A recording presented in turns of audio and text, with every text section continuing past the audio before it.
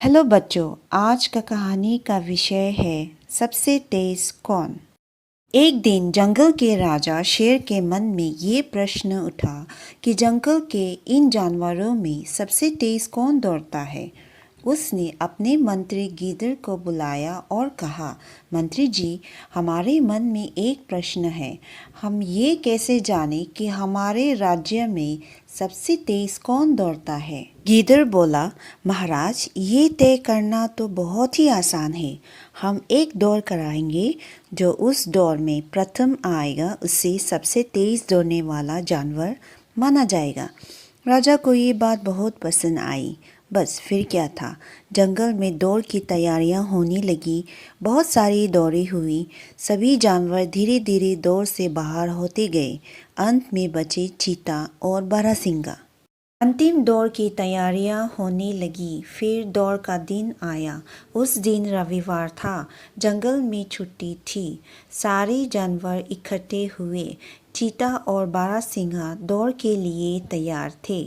एक बड़े नीम के पेड़ के पास से दौड़ शुरू हुई। दोनों को मैदान से होकर पहाड़ी के दूसरी छोर तक दौड़ना था। दौड़ के अंत वाले स्थान पर गीदड़ और उसके साथियों को खड़ा किया गया।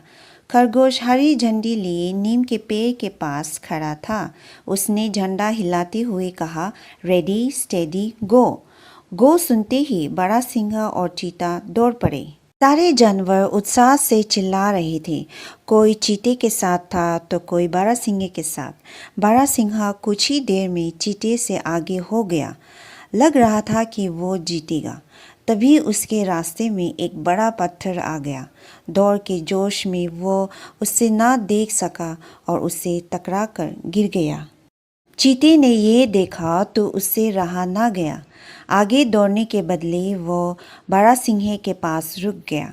बारहसिंगा दर्द से तड़प रहा था।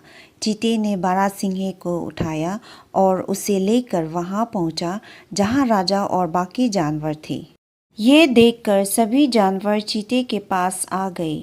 सब ने उसे दौड़ पूरी करने के लिए कहा, मगर चीता न माना। उसने कहा, मेरा मित्र घायल है, मैं उसे छोड़कर नहीं जाऊंगा। राजा ये बात देखकर बहुत प्रसन्न हुई। उन्होंने चीते की पीठ थपथपाई और घोषणा की कि चीता हार कर भी जीत गया। वही सबसे तेज दौड़ने वाला जानवर है। बारहसिंगा भी बहुत प्रसन्न था। उससे हारने का कोई दुख न था। उसे एक सच्चा मित्र जो मिल गया था। इस कहानी से हमें ये शिक्षा मिलती है कि सहायता करना ही असली जीत होती है। धन्यवाद।